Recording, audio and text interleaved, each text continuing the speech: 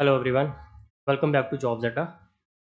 Last video में मैंने आपको दो क्वेश्चंस दिए थे और मैक्सिमम बच्चों ने दोनों के आंसर सही बताए हैं। 9th वाले का सी और 10th वाले का बी ऑप्शन। तो थोड़ी सी पार्टिसिपेशन और चाहिए मेरे को, मतलब सिर्फ दो ही बच्चों ने आंसर दिए, तीसरे ने शायद एक का डी दिया, वो गलत है। बाकी सिर्फ ये लिख देते हैं कि मतलब अच्छा लेक्चर था या जो चीज़ें बताई वो ठीक थी। पर्पस वो नहीं है, जो क्वेश्चन दिए वो होने चाहिए आपसे, और हो रहे हैं तो मेरे तक ये बात पहुंचनी चाहिए कि यू हैव डन दैट। जैसे आप कर दो और मेरे को नहीं बताओ तो फिर थोड़ा टीचर को भी अच्छा लगना चाहिए ना।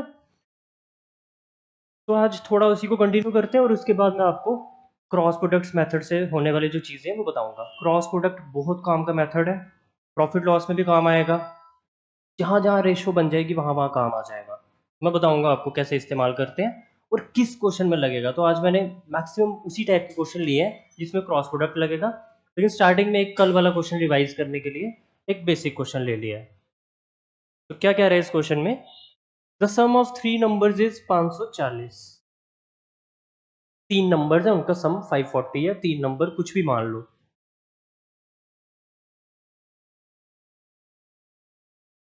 मैंने ए बी और सी ले लिए, एक्स वाई जेड ले लो, आपकी मर्जी है।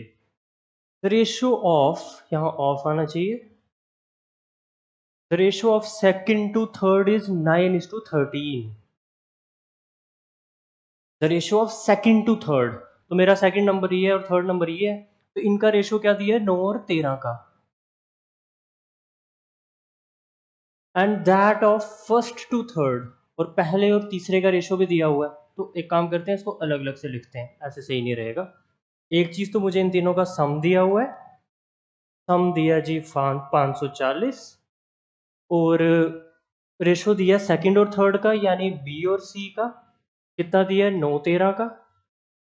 और रेशो दिया हुआ है पहले का और तीसरे का यानी ए और सी का, ये कितना दिया है? 2:7। मैंने आपको बताया था जब तीन फैक्टर पे क्वेश्चन होगा तो फिर आपने वो चार्ट सा नहीं बनाना, फिर आपने सीधा कॉमन फैक्टर ढूंढना और उसको सेम करना है। तो कॉमन फैक्टर कौन है?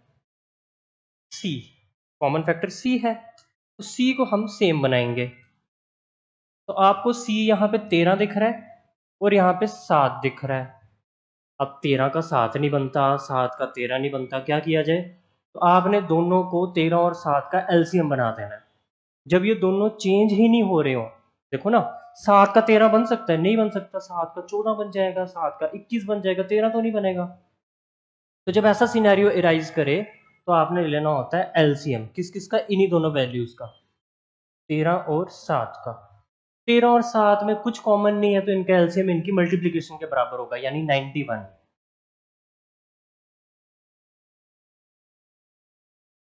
जब दो नंबर्स में कुछ कॉमन नहीं होता तो उनका एलसीएम उनकी मल्टीप्लिकेशन के बराबर होता है। ये आपको बात पहले से पता भी होनी चाहिए। जैसे 3 और 4 का एलसीएम 12, क्योंकि 3 और 4 में कुछ कॉमन नहीं है। जैसे 5 और 7 का एलसीएम 35, क्योंकि 5 और 7 में कुछ कॉमन नहीं है। तो whenever two numbers have nothing in common except one, such numbers are called co prime numbers. And co prime numbers का एलसीएम होता है उनके मल्टीप्लिकेशन के बराबर। ये मैं आपको नंबर सिस्टम में बताऊंगा। तो हम दोनों को क्या बनाने की कोशिश करेंगे? 91। 13 को भी 91 बनाना है, 7 को भी 91 बनाना है, बना लेंगे। 13 का 91 बनेगा 7 गुना करके, तो ये भी 7 गुना कर दो। 7 का 91 बनेगा 13 गुना करके, तो इसका भी 13 गुना कर दो। तो आपकी ये रेशो क्या बन जाएगी? 9 7 63, 13 7 91, और ये बन जाएगा 13 दूनी 26, और ये तो 91 ही बनेगा। तो क्योंकि अब सी सेम हो गया, अब तीनों को कंबाइन कर सकते हो आप। यानी अब आप कह सकते हो A is to B is to C मेरे पास आ चुका है 26:63:91। क्योंकि जब वो फैक्टर सेम हो गया तो यानी रेशोज कैन बी क्लब्ड। ये सेम हो गया 91 91, तो यही तो मैं चाहता था। अब इन तीनों का क्वेश्चन में किसकी बात हो रही है? सम की। इन तीनों के सम की, तो सम अपने अकॉर्डिंग भी करो। अपने अकॉर्डिंग सम कितना बन रहा है? इनको प्लस करेंगे तो 26 प्लस 63 प्लस 91, 6 3 9 और एक 10, एक कैरी, 2 और एक 3 और 6 9 और 9 18। हमारे मुताबिक सम बन रहा है 180। हमारा सम कितना बन रहा है 180, जबकि क्वेश्चन का सम कितना है 540। हमारा सम 180, क्वेश्चन का सम 540, किसका मैटर करता है? क्वेश्चन का मैटर करता है। तो हमें अपने सम को 540 बनाना है। तो बस आपको 18 का टेबल आना चाहिए। तो 18 का टेबल तो बहुत आसान है, 18, 36 और 54, यानी 18 3 ज़ा 54। तो बस 180 का 540 मजे से बन जाएगा। कितने गुना करके? 3 गुना करके। 180 का डबल 360 और 180 का ट्रिपल 540 होता है। मतलब ये नंबर इसी प्रकार से डिजाइन किए होते हैं क्वेश्चन के कि आपके वो सीधे सीधे कन्वर्ट हो जाएं। वरना यहाँ पे अगर 530 दे देता फिर ये क्वेश्चन सॉल्व ही नहीं होता, मतलब पॉइंट्स में चले जाती बात। तो नंबर्स बड़े अच्छे से डिजाइन किए होते हैं। 3 गुना करना है आपको, तो यानी अपनी जितनी भी चीजें ये निकली हुई हैं ये भी 3 गुना करनी पड़ेंगी। जब अपना सम 3 गुना करना पड़ गया, इससे ये मतलब है, इससे ये चीज पता चली कि क्वेश्चन की जो हर वैल्यू मेरे अकॉर्डिंग बनी है वो भी 3 टाइम्स करनी पड़ेगी। लेकिन मैं सारी नहीं करूंगा, जो पूछी है वो वाली कर लेंगे। क्या पूछा है? द थर्ड नंबर इज, सिर्फ थर्ड नंबर पूछ रहा है, यानी सी की वैल्यू। तो सी की वैल्यू हमारे मुताबिक कितनी है? हमारे मुताबिक सी की वैल्यू है 91। बस उसका 3 गुना कर दो। तो 91 का 3 गुना बहुत आसानी से हो जाएगा। 3 1 ज़ा 3, 3 9 ज़ा 27। So 273 should be the answer and option number A। तो जो रेशोज कंबाइन करना जानते हैं और उसके बाद 180 का 540 जो बनाना है वो कैसे बनाना है, 3 से मल्टीप्लाई करके बनाना है, इतनी नॉलेज है तो नंबर्स फाइंड आउट करना कोई मुश्किल काम नहीं है। हम सी भी निकाल सकते हैं, बी भी निकाल सकते हैं, ए भी निकाल सकते हैं। उसने सिर्फ थर्ड नंबर पूछा था तो हमने सी निकाल के दे दिया। हमारे मुताबिक 91 था, लेकिन हमारी वैल्यू कितने गुना करनी है? 3 गुना करनी है। तो 91 का 3 गुना 273, 273 is your answer.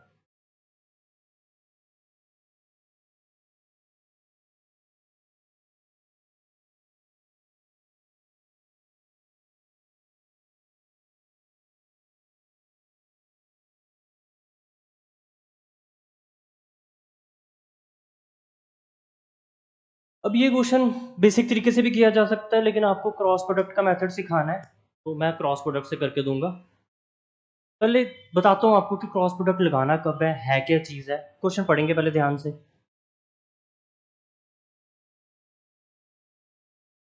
To numbers are in the ratio 5:3।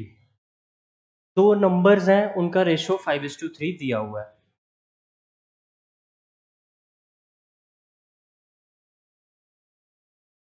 If 9 be subtracted from each, दोनों नंबरों में से 9 सब्ट्रैक्ट किया जाए। तो ये थोड़ा ध्यान में रखूंगा मैं, अभी यूज नहीं करूंगा। If 9 be subtracted from each, फिर क्या होगा? Then the new ratio is 9:5। तो नई रेशो क्या बन जाएगी? 9 और 5 की। तो आपने नोटिस किया कि क्वेश्चन में दो रेशोज होनी चाहिए। एक देख लो 5:3 की दी थी पहले, दूसरी दी थी 9:5 की। तो दो रेशोज होनी चाहिए क्वेश्चन में और दो ही एग्जैक्ट वैल्यूज होनी चाहिए। एग्जैक्ट वैल्यू क्या है जी? 9। दोनों से क्या सब्ट्रैक्ट करना है? 9 सब्ट्रैक्ट करना है, तो दोनों जगह 9 9 आ जाएगा। ये क्रॉस प्रोडक्ट का फॉर्मेट बना रहा हूं मैं कि अगर क्रॉस प्रोडक्ट से क्वेश्चन करना हो तो कैसे किया जाता है। यहाँ पे लिखी जाती है रेशो, यहाँ पे भी लिखी जाती है रेशो, और यहाँ पे लिखी जाती है एक्चुअल वैल्यू।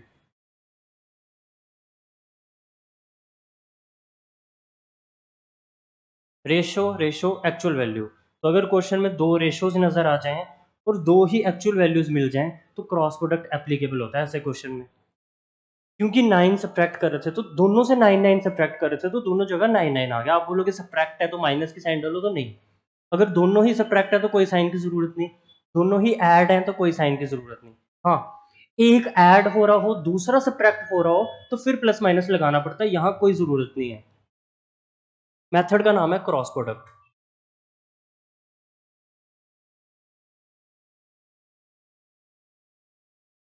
जब ये फॉर्मेट बना लिया क्वेश्चन से देख के, अब क्रॉस मल्टीप्लाई करना है।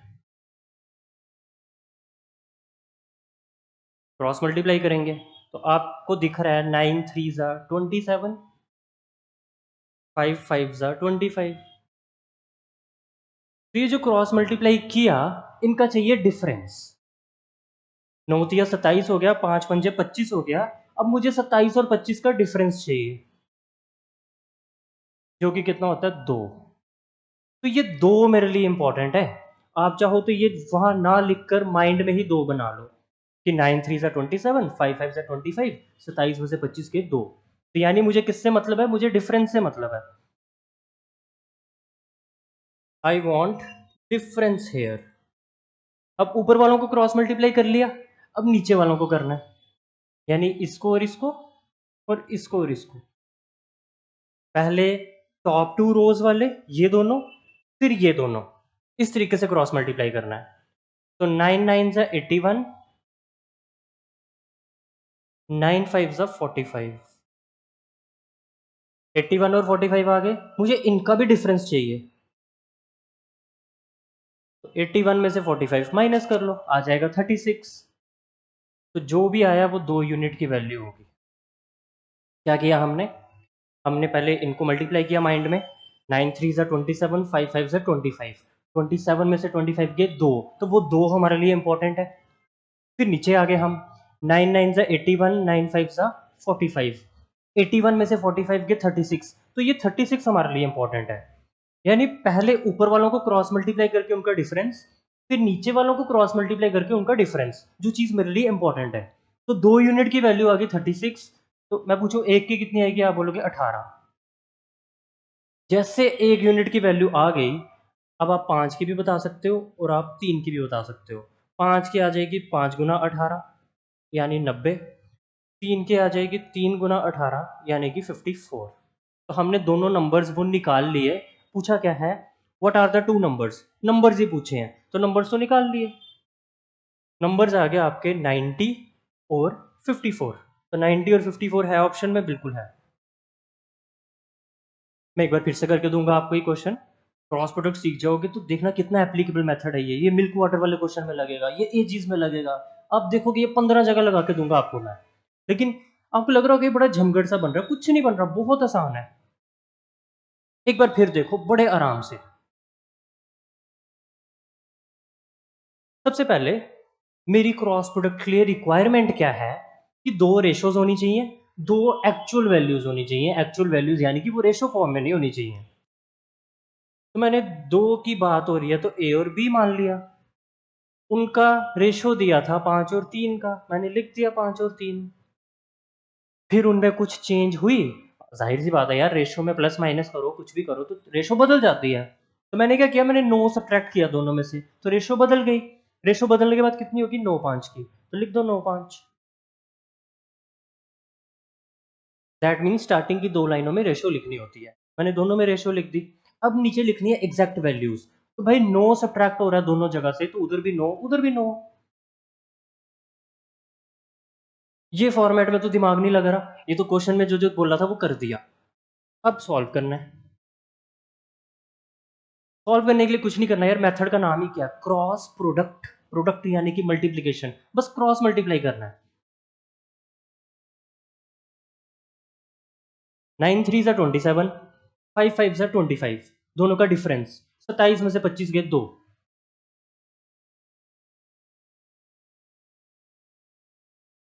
अब नीचे वालों को बोला था मैंने करने को, तो 9 9 सा 81, 9 5 सा 45, 9 9 सा 81, 9 5 सा 45, 81 में से 45 गए 36। तो 2 यूनिट की वैल्यू आ गई 36। एक की निकाल लेंगे मजे से, एक के आगे 18। जब एक की पता चल जाए वैल्यू, फिर जिस मर्जी की पूछ ले वो। तो वो पूछ रहा था नंबर्स बताओ, तो भाई नंबर्स तो वो ये थे ना। स्टार्टिंग में देखो, two numbers are in the ratio this, यानी नंबर्स तो 5 और 3 वाले ही है ना, ये थोड़ी है नंबर्स, ये तो वो बाद में बने जब 9 9 सब्ट्रैक्ट कर दिया, फिर से स्टार्टिंग वाले पूछे हैं। तो एक यूनिट की वैल्यू 18 आ चुकी है, तो 5 की आ जाएगी 5 गुना 18 यानी कि 90, 3 की आ जाएगी 3 गुना 18 यानी कि 54। तो द नंबर्स आर 90 एंड 54। ये हो गया क्रॉस प्रोडक्ट से, जिससे आपने सीखना है। बोलो तो मैं ये क्वेश्चन बेसिक मेथड से भी कर दूं, बेसिक से करना कोई बड़ी बात नहीं है, ये देखो कैसे हो जाएगा। बेसिक से कैसे करते हैं? लेट द नंबर्स बी, जब रेशो दी हो तो दोनों के साथ x लगा दो, 5x एंड 3x। छोटी क्लास में ऐसे ही करते थे ना, जब रेशो दी होती थी हम बोलते थे लेट द नंबर्स बी, ये वाला x है ये वाला x, यानी जो भी यहाँ दिया होता है उसके साथ x लगा देते हैं हम, तो 5x एंड 3x। अब दोनों नंबरों के साथ क्या छेड़खानी हुई?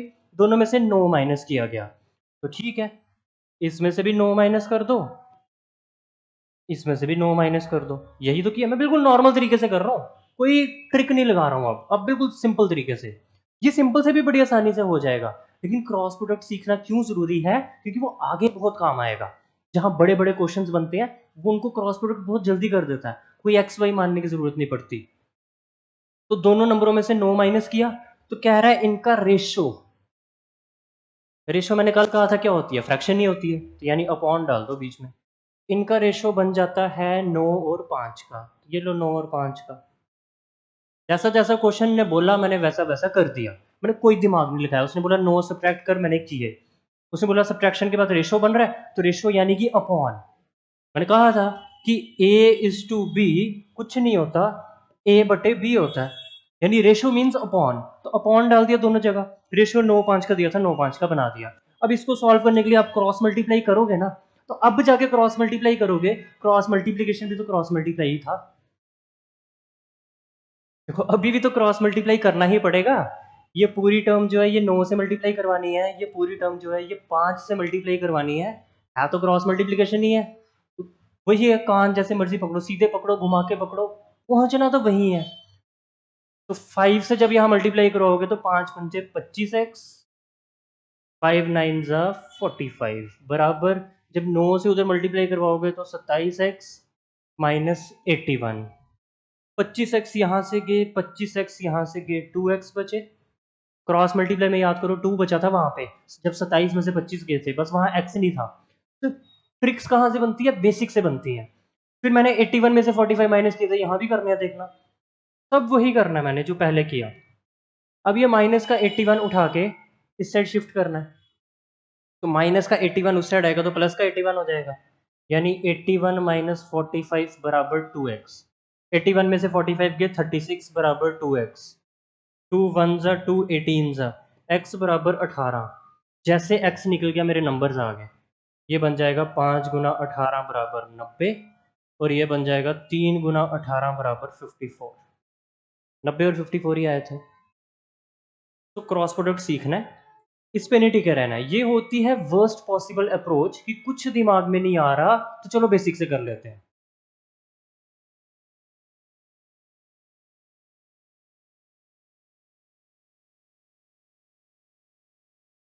अब अगर आप क्रॉस प्रोडक्ट सीख चुके हो तो आप ये क्वेश्चन खुद करने का दम रखते हो, तो एक कोशिश तो कर ही लो, और मैं करवा देता हूँ।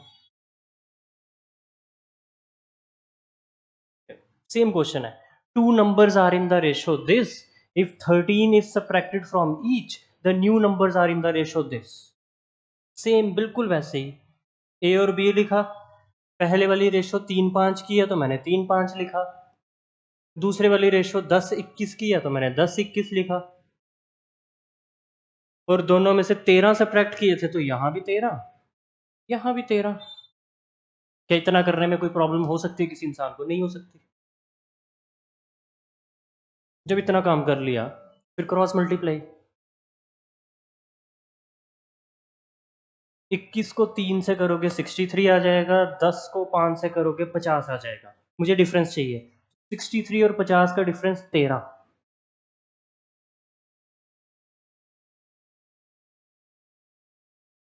फिर नीचे वालों को करना है,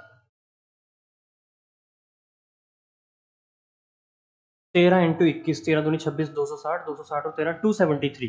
13 × 21 हो गया 273, 13 × 10 हो गया 130। 273 में से 130 के 143, 13 की वैल्यू 143। माइंड में करना है ये सब, इसके लिए कैलकुलेशन के लिए आपको किस साइड पे कुछ करना ना पड़े, वरना साइड पे करके हो जानी है ये, कि मैं अगर लिखूं 13 × 21 माइनस 13 × 10, फिर मैं 13 कॉमन ले सकता हूँ, अंदर बचेगा 21 माइनस 10, फिर मैं 13 को मल्टीप्लाई करूंगा 11 से, तब भी आंसर 143 आएगा। पर ऐसे भी करना सीख लो कि 13 इंटू 21 मुश्किल नहीं है। 13 को 20 से करो तो 13 दूनी 26, तो 20 से करोगे तो 260, और 21 से करना तो एक मल्टीपल और, तो 13 और ऐड करो 260 में 273, तो 13 इंटू 21 273, 13 इंटू 10 130, 273 में से 130 गया 143, तो 13 यूनिट की वैल्यू 143, और 13 कितने सा 143, 11 सा, यानी एक यूनिट की वैल्यू आ गई 11। जैसे एक यूनिट की वैल्यू 11 आ गई, मैं 3 की भी निकाल सकता हूँ, 3 गुना 11 33, मैं 5 की भी निकाल सकता हूँ, 5 गुना 11 55, यानी मैंने नंबर्स निकाल लिए, मेरे नंबर्स आ गए 33 और 55।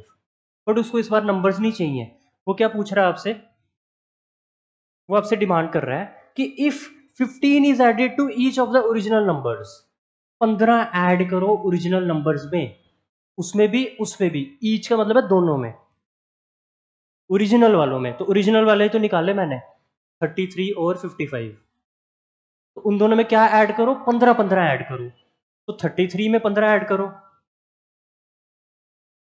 और फिर 55 में 15 ऐड करो, और ऐड करने के बाद उनकी रेशो निकाल दो, ऐड करने के बाद उनकी रेशो बताओ, तो 33 में 15 ऐड किए तो 48,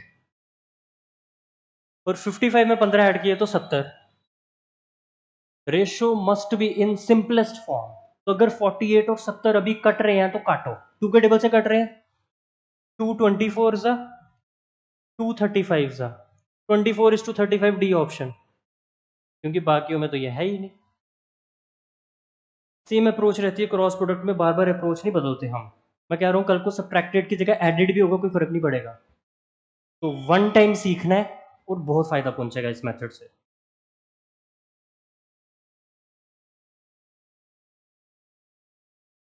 ये लो ऐड वाला क्वेश्चन आ गया अब, तो ये तो आपने खुद ही कर लेना है, तो जल्दी से कर लो और मैं करवा देता हूँ फिर।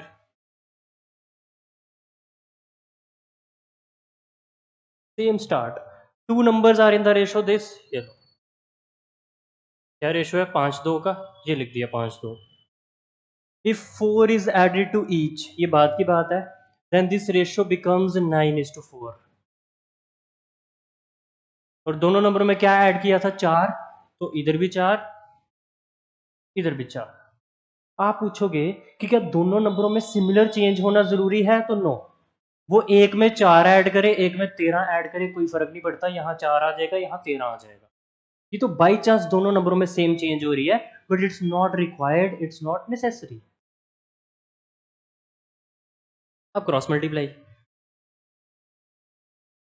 5 चौक 20, 9 दूनी 18, 5 4 जा 20, 9 2 जा 18, 20 में से 18 गए 2, तो वो 2 इंपॉर्टेंट है अपने लिए।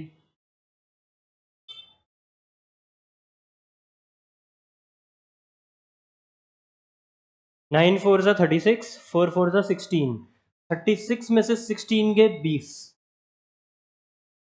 2 की वैल्यू 20, एक की वैल्यू 10, एक की वैल्यू निकल जाए तो ये भी निकल जाएगा ये भी निकल जाएगा, 5 इंटू 10 50, 2 इंटू 10 20। हमने नंबर्स निकाल लिए 50 और 20, इसको क्या चाहिए था, then the ratio of A and B will be, then the ratio of A and B will be, ratio तो गिवन है 5:2। अच्छा ठीक है, मैं बीच का स्किप कर रहा हूँ। If 5 is subtracted from each of the numbers, दोनों में से भी 5 माइनस भी करने थे, वो मैंने पढ़ा ही नहीं मेरे को लगा एंड में रेशियो पूछ रहा है ए और बी की, तो ए और बी की रेशियो तो दे रखी थी ना, ए और बी में कुछ बदलाव करना है अब हमें, तो मैंने दोनों नंबर निकाल दिए हैं 50 और 20। वो कह रहा है दोनों में से क्या माइनस करो, 5, तो कर दो,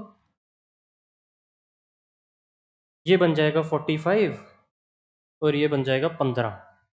तो 45 और 15 को ऐसे मत छोड़ देना, ये कट रहे हैं, ये 15 के टेबल में आते हैं ये 5 के टेबल में आते हैं, 15 से काटेंगे सीधा, 15 1 जा 15 3 जा, रेशो आ गई 3:1, 3:1 पहला ऑप्शन। तो these are very easy questions, बस क्वेश्चन ध्यान से पढ़ो अपने आप हो जाएगा।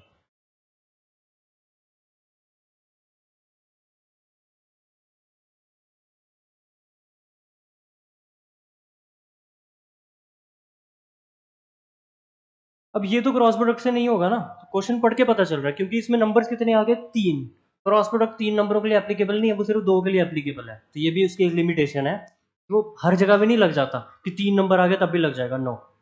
तो 3 नंबर क्रॉस मल्टीप्लाई कैसे करोगे, सोच के देखो, नहीं हो सकता वो। तो 3 numbers are in the ratio. ये देखो कितनी बकवास रेशो दी है। तो आपको पता है जब भी ऐसी रेशो दी हो तो इसको चेंज करना होता है। ये कल वाली टाइप पे बेस्ड आ गया एक क्वेश्चन, कोई दिक्कत नहीं, कर देंगे। पहले क्वेश्चन पढ़ लेते हैं।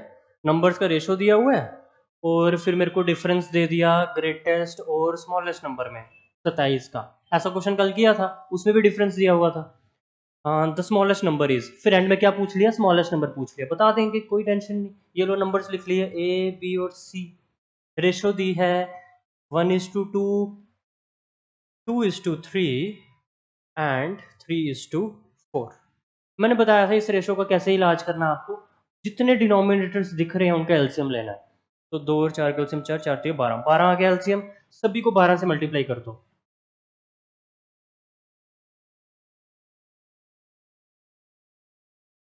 तो 2 से 6 बार कट गया, 3 से 4 बार कट गया, 4 से 3 बार कट गया। रेशो बन जाएगी 6:4 दूनी 8, 3 3 9। साफ सुथरी रेशो बना दी 6:8:9। अब दिया difference between greatest and smallest number. तो अपने मुताबिक ग्रेटेस्ट और स्मॉलेस्ट नंबर यहां पता करो कौन से हैं। तो साफ साफ दिख रहा है ये है ग्रेटेस्ट नंबर और ये है स्मॉलेस्ट नंबर। उसने ग्रेटेस्ट और स्मॉलेस्ट का क्वेश्चन में क्या दिया हुआ है, डिफरेंस। तो मैं भी इनका क्या निकालूंगा, डिफरेंस। और मैं आपसे पूछूंगा 9 और 6 का डिफरेंस क्या होता है, आप बोलोगे 3। आपके मुताबिक डिफरेंस आया 3 का। आप कौन हो, नोबडी। तो आपके मुताबिक डिफरेंस 3 का आया, तो क्वेश्चन का डिफरेंस मैटर करता है। ये चीज खुद को बार बार रियलाइज करवानी कि मेरा डिफरेंस मैटर नहीं करता, क्वेश्चन का करता है। मेरे मुताबिक 3 आया, क्वेश्चन के मुताबिक 27 है, तो मुझे अपने 3 को 27 बनाना पड़ेगा। इस 3 को 27 बनाना पड़ेगा। कोई भी बच्चा बना लेगा जिसको 3 का टेबल आता होगा। साफ साफ दिख रहा है कि ये इसका 9 गुना करके बन जाएगा। 3 का 9 गुना 27 होता है। यानी क्वेश्चन की हर वैल्यू मुझे 9 टाइम्स करनी पड़ेगी। हर वैल्यू 9 टाइम्स करनी पड़ेगी। लेकिन मैं देख लेता हूँ मेरे से पूछा क्या, मैं हर वैल्यू पे टाइम वेस्ट क्यों करूं। मेरे से पूछा है द स्मॉलेस्ट नंबर इज, तो मेरे मुताबिक स्मॉलेस्ट नंबर है 6। लेकिन 6 नहीं चलेगा, मेरे को हर वैल्यू को कितने टाइम्स करना है, 9 टाइम्स। तो 6 का 9 times 54। 54 should be your answer, option number D. वो ग्रेटेस्ट पूछ लेगा, वो स्मॉलेस्ट पूछ लेगा, वो सेकंड नंबर पूछ लेगा, वो उनका सम पूछ लेगा, कुछ भी पूछ लेगा, मैटर ही नहीं करता ना। जब आपको आ गया करना, जो मर्जी पूछे फिर वो।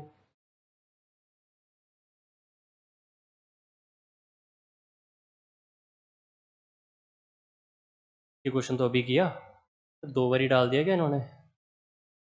हाँ ये सेम क्वेश्चन डल गया भाई, 6th क्वेश्चन, और इसमें कोई फर्क नहीं है। Let's move on to,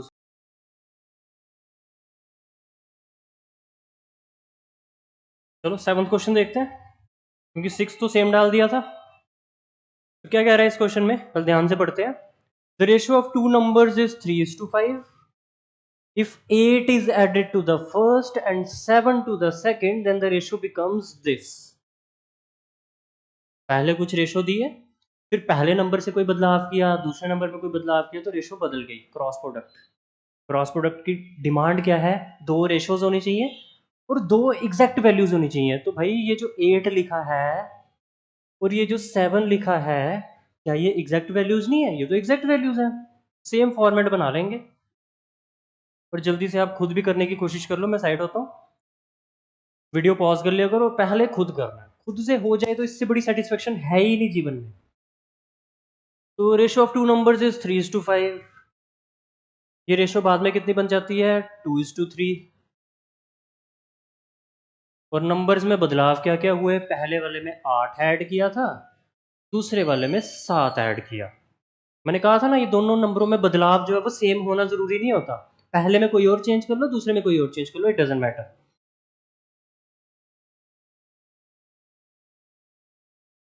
3 3 9, 5 2 10।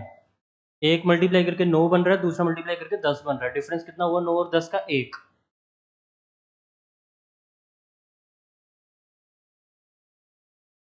2 7 ज़ा 14, 8 3 ज़ा 24, 24 में से 14 गए 10, तो एक यूनिट की वैल्यू आ गई 10। जब एक की निकल जाए तो 3 की आ जाएगी 30 और 5 की आ जाएगी 50। उसको चाहिए क्या? वो कह रहा है what will be the ratio, what will be the ratio become, what will the ratio become if 6 is added to each. Ratio क्या बन जाएगी अगर दोनों नंबरों में मैंने 6 ऐड कर दिया? तो कर दो 6 ऐड। 30 में 6 ऐड करोगे 36 और 50 में 6 ऐड करोगे तो 56। 4 के टेबल से काट लें, 4 9 ज़ा 4 14 ज़ा, तो 9 और 14 का रेशो बनेगा जो ऑप्शन नंबर डी में दिख रहा है। वही बार बार सिमिलर चीज़ें कर रहा है। अभी मैंने सिर्फ नंबर्स वाले क्वेश्चन रखे हैं, मैं क्रॉस प्रोडक्ट के और भी क्वेश्चन नेक्स्ट वीडियो में लाऊंगा। मिल्क वाटर में लगा के दिखाऊंगा, एजिस में लगा के दिखाऊंगा, प्रॉफिट लॉस में लगा के दिखाऊंगा जहाँ सीपी और एसपी का रेशियो बनता है। लेकिन प्रॉफिट लॉस अभी नहीं पढ़ाऊंगा, वो जब नेक्स्ट आएगा तो वहाँ भी मैं याद दिलाऊंगा कि क्रॉस प्रोडक्ट नाम का मेथड पढ़ा था हमने।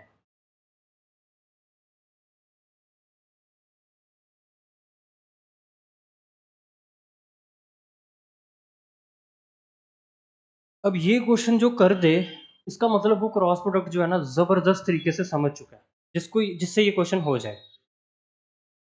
क्योंकि ये है सच में क्रॉस प्रोडक्ट की यूटिलिटी। ये सिंपल क्वेश्चन नहीं है, इसको करने में थोड़ा सा दिमाग चाहिए।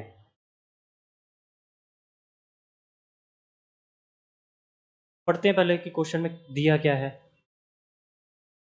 कह रहा है कि अगर 50 लेस लोगों ने अप्लाई किया हो और 25 कम लोग सेलेक्ट हों, तो ratio of selected to unselected would have been this.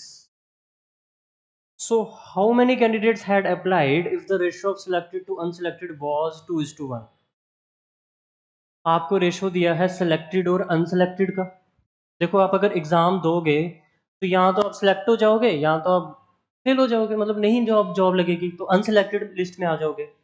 और अप्लाइड का मतलब जिन्होंने फॉर्म भरा है, जो पेपर देने आए हैं। तो तीन तरह की चीजें हैं यहाँ पे, अप्लाइड,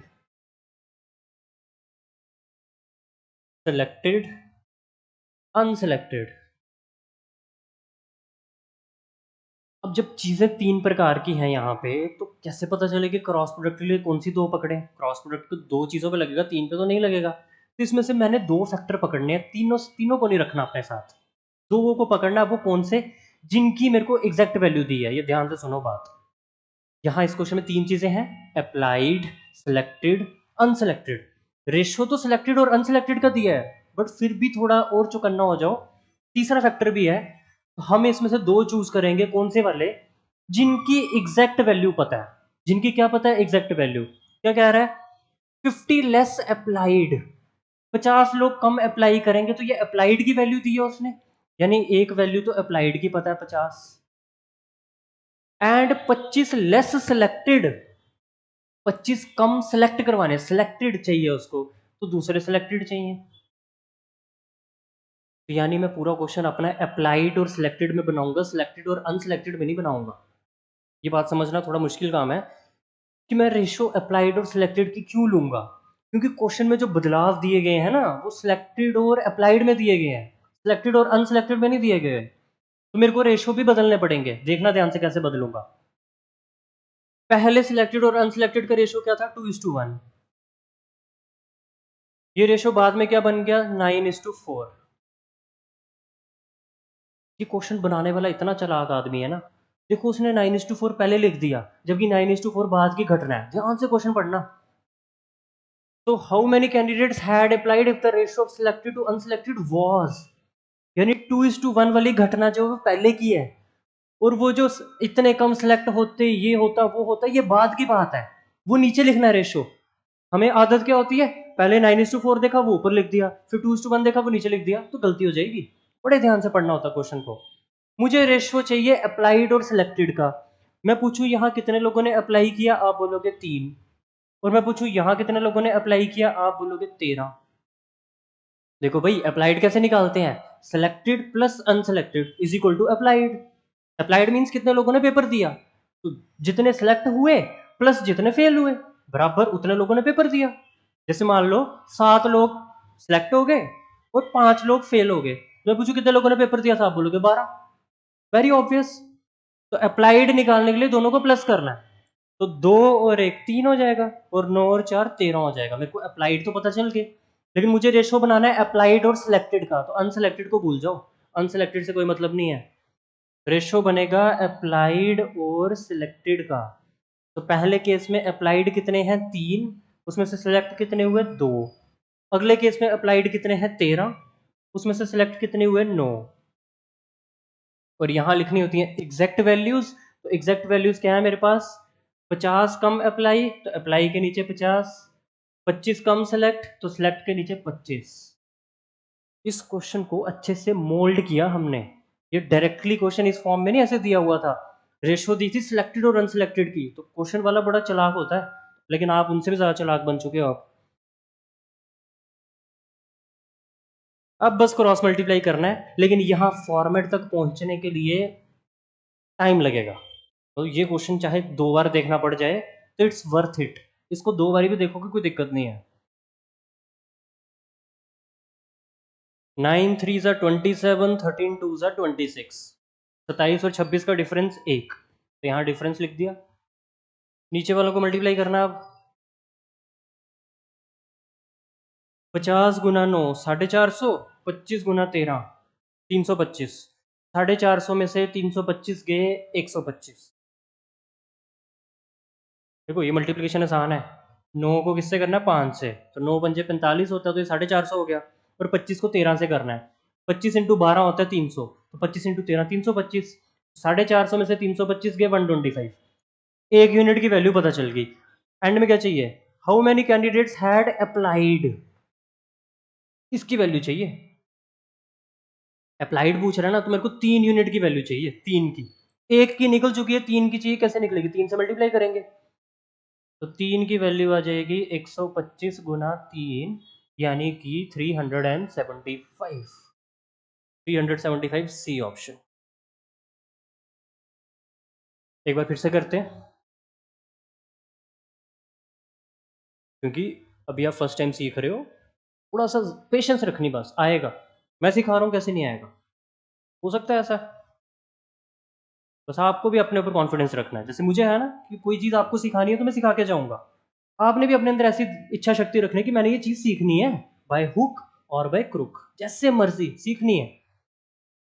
अगेन सारा क्वेश्चन किस पे बनता है कि कौन सी 2 वैल्यूज दी हैं एग्जैक्ट वाली, उनकी रेशो लेनी होती है। तो जब तक तो नंबर्स वाले क्वेश्चन थे वहां तो कोई दिक्कत नहीं थी, लेकिन अब थोड़ा क्वेश्चन का जब लेवल बढ़ता है ना, तो वो क्वेश्चन को थोड़ा मोल्ड कर देता है। रेशो दे दी सिलेक्टेड और अनसिलेक्टेड की, और चेंजेस करवा दी अप्लाइड और सिलेक्टेड में, तो ये तो फेयर चीज नहीं है ना। तो याद रखना कि किंग कौन है, किंग है जिनकी वैल्यूज दी हुई है, जिनकी वैल्यूज दी हुई है क्वेश्चन उन पे बनेगा। तो ये बात मैं पहली लाइन से ही समझ गया कि अप्लाइड और सिलेक्टेड पे बनना है क्वेश्चन।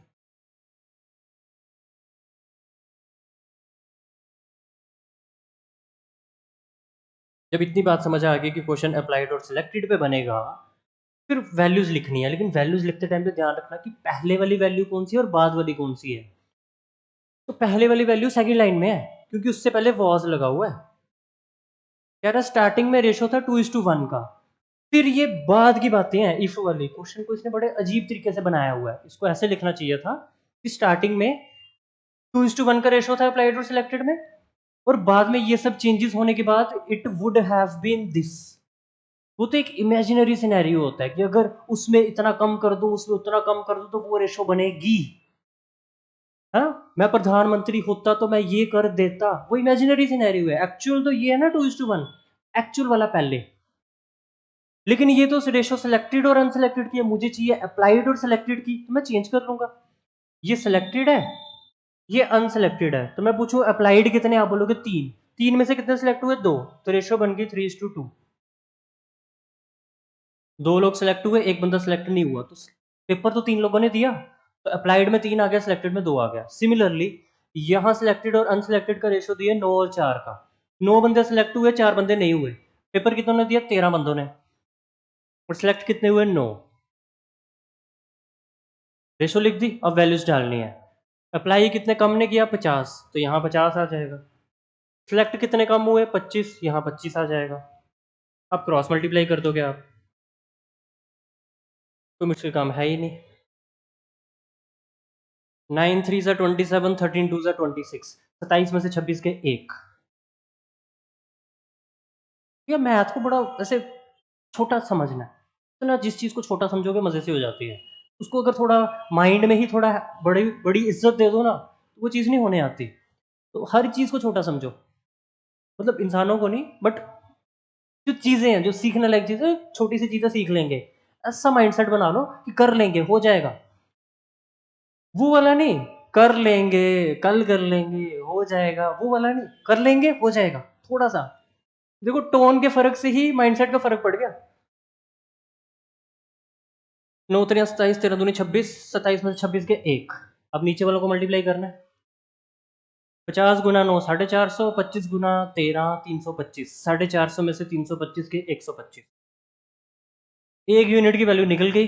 अब मैं देखूंगा मेरे को चाहिए क्या, वो क्या पूछ रहा है, so how many candidates had applied. वो अप्लाइड पूछ रहा है, तो सिर्फ अप्लाइड निकाल के देने, ज्यादा मेहनत नहीं करनी। अप्लाइड वाले ये दिख रहे हैं, 3 यूनिट की वैल्यू चाहिए, एक की है।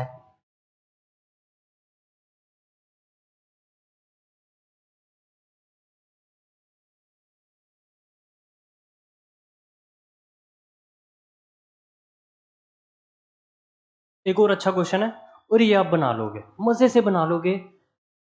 ध्यान से पढ़ो, स्क्रीनशॉट लो और कोशिश करो बनाने की, और इन क्वेश्चंस को नोट डाउन करते रहा करो। देखो कितना चैप्टर तो आपके पास ऐसे ही हो जाएगा बिना बुक के।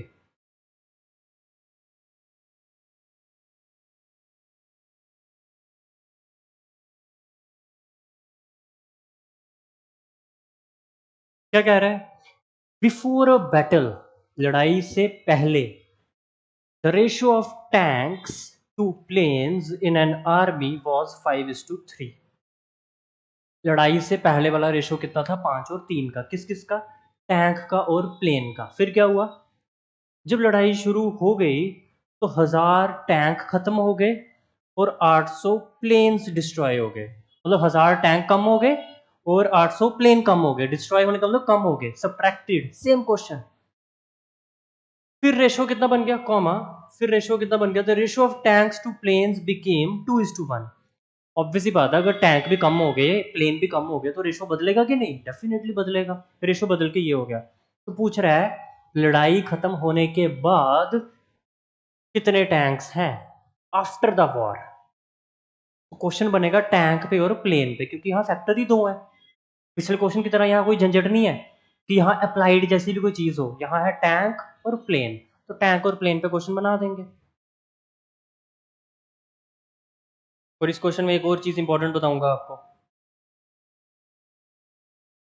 जो अभी तक नहीं बताई। पहले रेशो कितना था, 5:3 का। अब रेशो कितना है, 2:1 का। और ऐसा क्यों हुआ, क्योंकि कितने टैंक डिस्ट्रॉय हो गए, 1000, और कितने प्लेन्स डिस्ट्रॉय हो गए, 800। बन गया क्रॉस प्रोडक्ट वाला फॉर्मेट। अब तो क्रॉस मल्टीप्लाई करना है।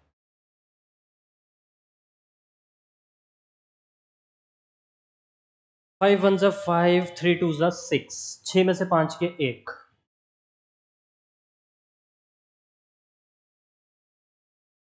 2 इंटू 800 1600, 1 इंटू 1000 1000, 1600 में से 1000 के 600, तो एक यूनिट की वैल्यू आ गई 600। अब देखते हैं मेरे को क्या चाहिए, मेरे को चाहिए number of tanks after the war. तो आप बोलोगे भाई आफ्टर द वॉर वाले तो ये है, आप तो यही बोलोगे कि आफ्टर द वॉर वाले तो नीचे वाले हैं ना, बिफोर वाले ये थे। तो एक चीज और सुनो, cross product is only applicable to this. Cross product से सिर्फ जो पहली रो में लिखा गया है उसकी वैल्यू निकलती है, सेकंड वाले की नहीं निकलती। ये मैं आपको इनकम और एक्सपेंडिचर में समझाऊंगा, वो भी मैं क्रॉस प्रोडक्ट से करके दूंगा। अभी सिर्फ इतना याद रखो कि क्रॉस प्रोडक्ट से कौन सी वैल्यू निकलती है, ऊपर वाली। क्रॉस प्रोडक्ट से नीचे वालों की वैल्यू नहीं निकलती, ये क्रॉस प्रोडक्ट की लिमिटेशन है। फिलहाल याद रखो, इनकम एक्सपेंडिचर में समझाऊंगा डेफिनेटली। तो मैं सिर्फ पहले वाले टैंक निकाल लूंगा, वो 5 की वैल्यू से निकल जाएंगे और उसमें से 1000 कम कर दूंगा। देखो ना, पहले जितने भी टैंक थे बाद में कैसे निकलेंगे, उसमें से 1000 कम कर दो। तो मैं ऊपर वाले टैंक पता कर लेता हूँ और उसमें से फिर 1000 माइनस कर दूंगा, and I will definitely get the tanks after the war. तो मैं ये जो एक यूनिट की वैल्यू 600 निकली है, इसको 5 में पुट करूंगा, 5 की निकालूंगा, 5 की आ जाएगी 5 गुना 600 यानी कि 3000।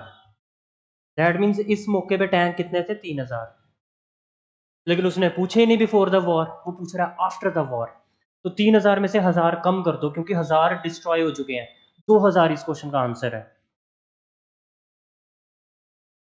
उसने 3000 भी दिया हुआ है, 3000 मत लगा देना।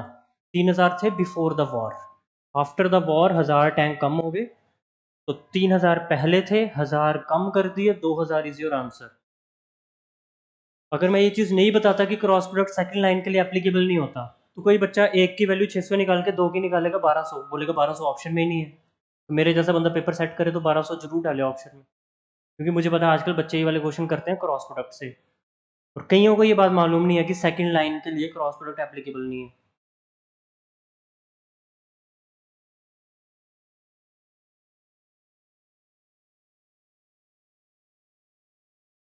अगेन ये क्वेश्चन किस पे बेस्ड है, अप्लाइड और सिलेक्टेड पे।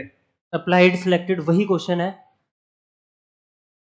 तो ये मैं आपको सोल्यूशन तो दूंगा, अभी दूंगा, लेकिन ये एक टाइप का आपको होमवर्क क्वेश्चन है। आपने सोल्यूशन देखने से पहले करना और कमेंट में मेरे को बताना ये हुआ कि नहीं। ये कर दिया तो मतलब बात बन गई, ये आपका एक टाइप का होमवर्क क्वेश्चन है।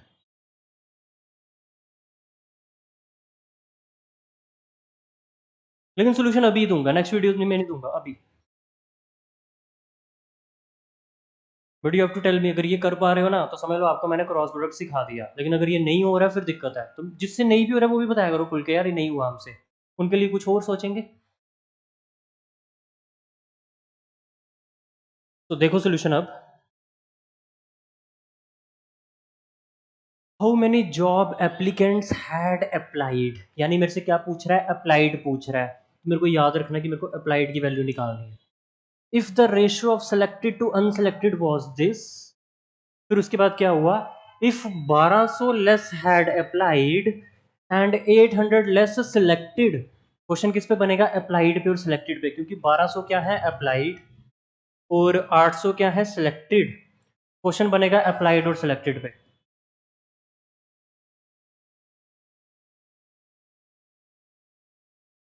तो आपको अप्लाइड और सिलेक्टेड का रेशियो बना लेना है। तो देखो ये रेशियो है सिलेक्टेड और अनसिलेक्टेड का। 19 लोग सिलेक्ट हुए, 17 लोग सिलेक्ट नहीं हुए, कुल अप्लाइड कितने थे दोनों को प्लस करो 36, और उसमें से सिलेक्ट कितने हुए 19। ये रेशियो बना पा रहे हो तो बहुत बढ़िया।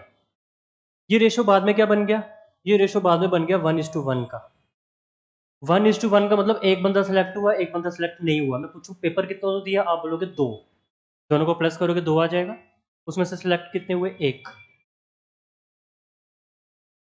तो लास्ट लाइन में वैल्यूज लिखनी होती है, तो अप्लाइड में कितने कम रखने हैं, अप्लाइड में कम रखने हैं 1200,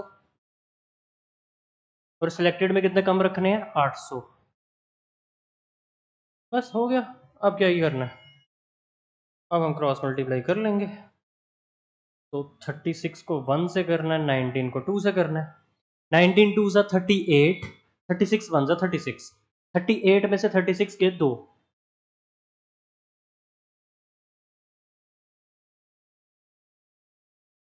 2 इंटू 800 1600, 1 इंटू 1200 1200, 1600 में से 1200 गए 400। 2 की वैल्यू 400, 1 की वैल्यू 200। पूछा था अप्लाइड वाले कितने थे, तो ये रहे अप्लाइड वाले। यानी आपको 36 यूनिट्स की वैल्यू निकाल के देनी है। एक यूनिट की निकल चुकी है, तो इंटू 36 करो, इंटू 36 करो। 36 दूने 7200, 7200 कौन सा ऑप्शन है, बी। तो जिनका 7200 बनाया बहुत बढ़िया, जबरदस्त।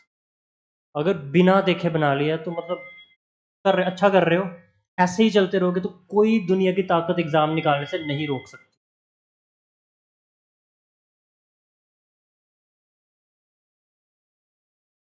तो this is the end of the questions. तो आज टीचर्स डे है, एक ही मैसेज दूंगा आपको कि किसी के जीवन में डिफरेंस लाने के लिए आपको टीचर होना ज़रूरी नहीं है। आप स्टूडेंट रह के, कुछ भी रह के, किसी भी इंसान को सपोर्ट भी कर रहे हो तो बहुत बड़ी बात है। देखो विराट कोहली जो है वो 12th पास भी नहीं है, तो सिर्फ ऐसा तो नहीं है कि स्टडीज से ही जो है अपना करियर जो है ग्रो किया जा सकता है। आप किसी भी चीज़ में एक्सेल कर रहे हो, और अगर आपको कोई दूसरा इंसान सपोर्ट कर रहा है, फाइनेंशियली, इमोशनली, जैसी भी सपोर्ट कर रहा है। जैसे मान लो आपको सिंगिंग का शौक है और आप उसमें अच्छा कर रहे हो और आपको घर वाले सपोर्ट कर रहे हैं, तो घर वाले एक तरीके से अच्छा ही तो कर रहे हैं। वरना एक्स्ट्रा ऑर्डिनरी जो डिफरेंट करियर्स हैं उसमें इतना सपोर्ट नहीं रहता है लोगों का। तो अगर आपका कोई छोटा भाई बहन है जो डिफरेंट करना चाहता है, जिसका पढ़ाई में इंटरेस्ट कम है, और मान लो कि खेलता बहुत अच्छा है या पेंटिंग बहुत अच्छी कर रहा है, किसी भी चीज़ में अगर आप उसको सपोर्ट कर रहे हो ना, तो you are doing very well. बजाय क्रिटिसाइज करने के कि पेंटर बनना है, ये बनना है, वो बनना है, तो करियर कोई भी चूज करो और किसी की भी हेल्प करो। मान लो कोई स्टडीज में आपसे थोड़ा ढीला है और वो सीखना चाहता है, तो अपने एंड पे उसको थोड़ा उठाने की कोशिश करो। तो छोटी मोटी हेल्प ही करो, बट किसी की हेल्प करके आप खुद भी रेज कर जाओगे, अपना लेवल आपका खुद का बढ़ जाएगा। आपने ये पढ़ा ही होगा कि you rise by lifting others. दूसरों को ऊपर उठा के आप खुद, आपका कद खुद ही बढ़ जाएगा। ये मत सोचा करो कि अगर उसकी भी हेल्प कर दी तो वो भी मेरे बराबर पहुंच जाएगा। नहीं पहुंच सकता कोई भी आपके बराबर। आपने वहीं रुक जाना है क्या? आपका जितना लेवल आज है, क्या 6 महीने बाद उतना ही लेवल रहेगा? नो, आपकी ग्रोथ कंटिन्यूसली चलती रहनी चाहिए। जो इंसान रुक गया वो तो खत्म है। ये मत सोचो कि आज हम शहंशाह बन चुके हैं तो बस बहुत हो गया। नो, सेटिस्फेक्शन बहुत लेट आनी चाहिए इंसान के जीवन में। यूथ को तो बिल्कुल सेटिस्फाइड नहीं होना चाहिए बहुत जल्दी। हाँ, एक एज आ जाती है तब तो सेटिस्फाई हो जाओ, तब तक अपनी ग्रोथ बढ़ाते जाओ, एम्बिशन हाई रखो। तो इन्हीं वर्ड्स के साथ नेक्स्ट वीडियो में मिलते हैं। आप बने रहो रेशियो प्रोपोर्शन में, बहुत ज़बरदस्त तरीके से पढ़ाऊंगा। 6, 7, 8 जितनी वीडियोस लगेगी, जितना हो सकेगा आई विल हेल्प यू, जितना फ्री में पॉसिबल है। और अगर कल को कभी भी पेड कोर्स जैसी सिचुएशन अराइज करती है तो उसमें भी हम चार्जेस बिल्कुल नॉमिनल रखेंगे। मतलब एट द एंड हमें भी, आप जानते हो, किसी भी इंसान को सर्वाइवल के लिए पैसे तो चाहिए। Money is the biggest motivation. मतलब इसमें कुछ छुपाने वाली बात नहीं, और आप भी ये चीज़ जानते हो। तो अगर कल को, मैं नहीं बोल रहा हूँ कि मैं समाज सेवक हूँ या कुछ भी, कल को पेड कोर्स कल को आएगा तो उस टाइम पे आप ऐसा मत कहना कि सर आपने तो फ्री के वादे किए थे। जितना पॉसिबल होगा मैं फ्री दूंगा, जितना ज़्यादा, ऑनेस्टली बता रहा हूँ। रेशो पढ़ा रहा हूँ, इसके बाद भी मैं, जब तक मेरे से यूट्यूब पे पॉसिबल होगा आई विल गिव यू। मैं ये नहीं करूँगा कि ये कंटेंट छुपा लेता हूँ, मेरे से फिर पेड में कौन पड़ेगा, तो ऐसा नहीं है। देखो मैं पूरा दिल खोल के पढ़ाता हूँ, जो चीज़ है सो है। तो नेक्स्ट वीडियो में मिलते हैं। Till then it's good bye.